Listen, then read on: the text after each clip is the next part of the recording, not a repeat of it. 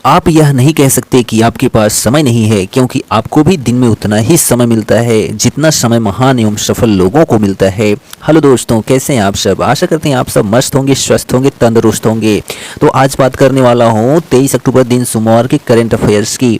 तो सुबह 6 बजे आपको करंट अफेयर्स की अपडेट आप मिल जाती है, तो चैनल को आप ज़रूर ज्वाइन कर लीजिए। तो चलिए देखते हैं आज का सेशन। तो पहला प्रश्न देखिए क्या है कि पश्चिम बंगाल के राज्यपाल ने जो है दुर्गा भारत सम्मान हाल ही में किसे प्रदान किया है? तो यहाँ पर ऑप्शन देखिए आप, पंडित दीनदयाल उपाध्याय, पंडित अजय चक्रवर्ती, पंडित राघव त्रिपाठी या फिर जो है पंडित सेवा शर्मा।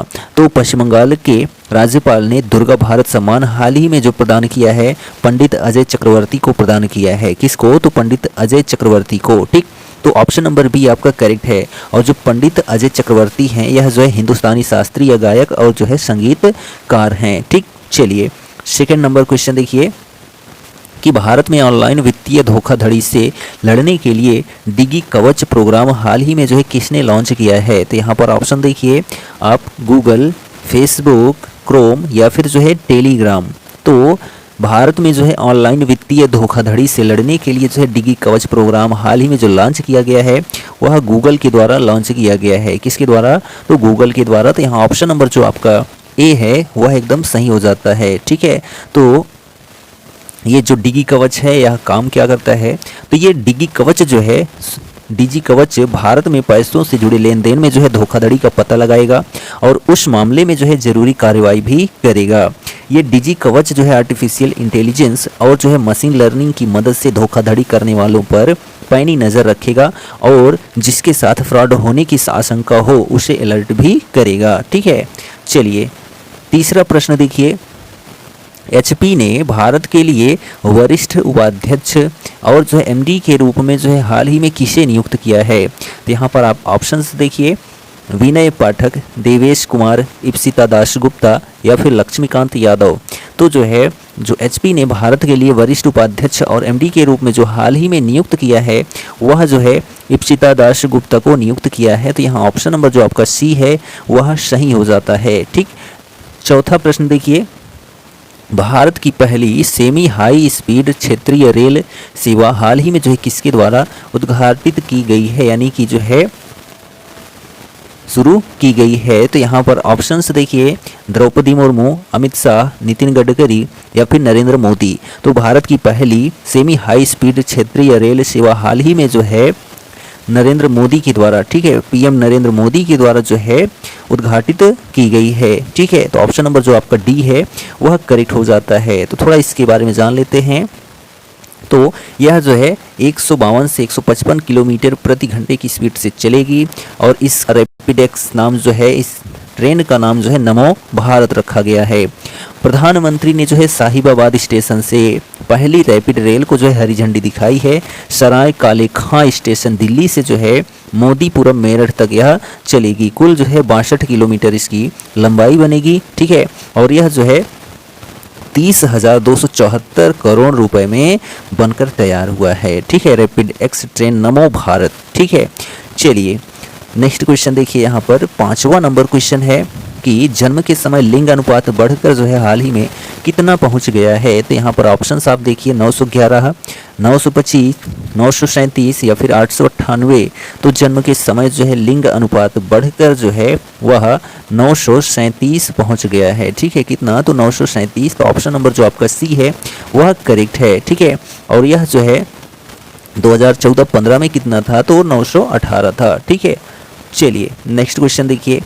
6 नंबर है कि भारतीय सेना ने जो है यूके में यानी कि कनाडा में जो है आयोजित 2023 कैम्ब्रियन गश्ती सैन्य अभ्यास में कौन सा पदक जीता है? तो यहाँ पर ऑप्शन देखिए, स्वर्ण पदक, रजत पदक, कांस्य पदक या फिर इनमें से कोई नहीं।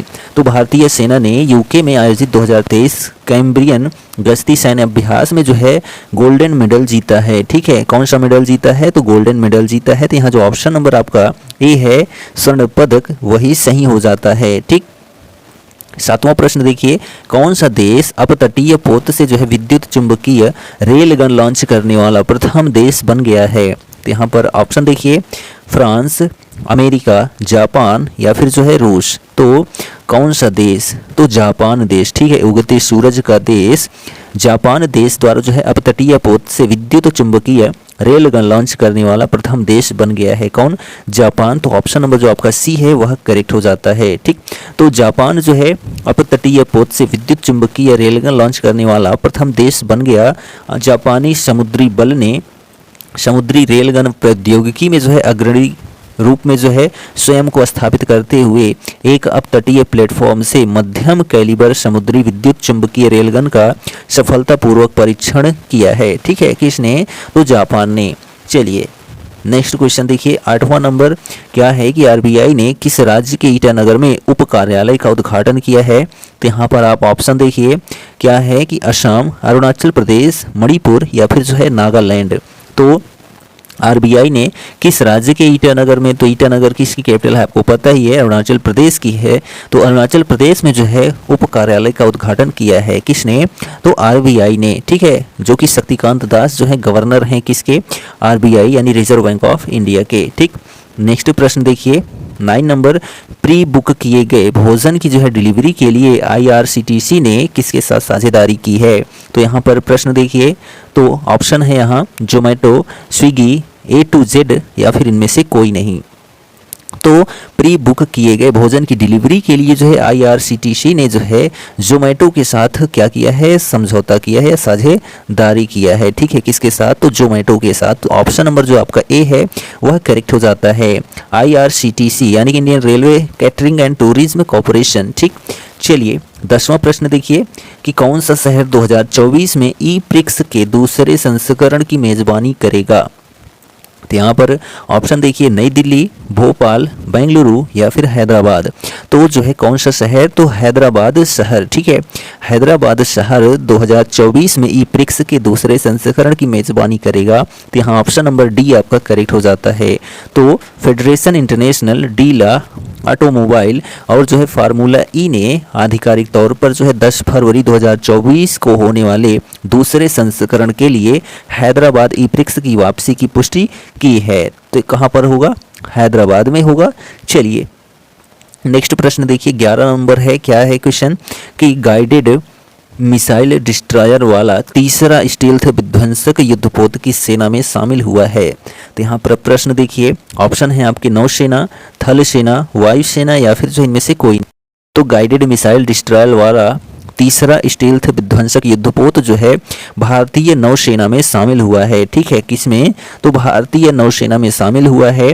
तो जो ऑप्शन नंबर आपका ए है वह एकदम सही हो जाता है।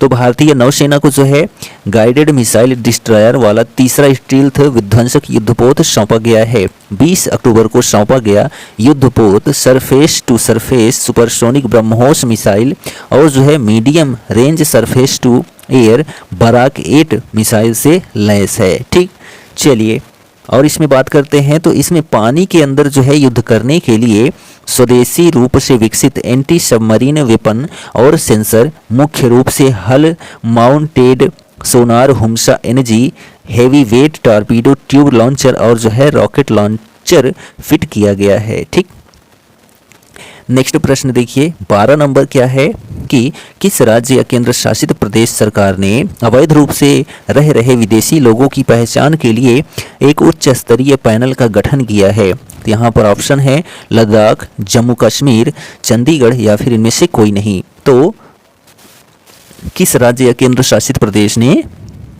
तो जम्मू एंड कश्मीर ने। ठीक है, तो ऑप्शन नंबर बी आपका करेक्ट है। तो जम्मू कश्मीर केंद्र शासित प्रदेश सरकार ने अवैध रूप से रह रहे विदेशी लोगों की पहचान के लिए एक उच्च स्तरीय पैनल का गठन किया है। किसने?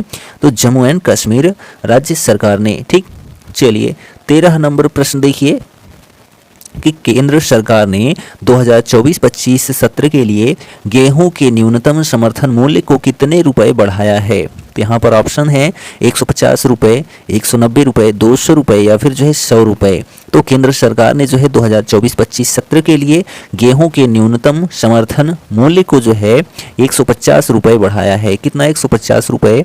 तो ऑप्शन नंबर आपका ए करेक्ट हो जाता है। ठीक, तो न्यूनतम समर्थन मूल्य क्या होता है?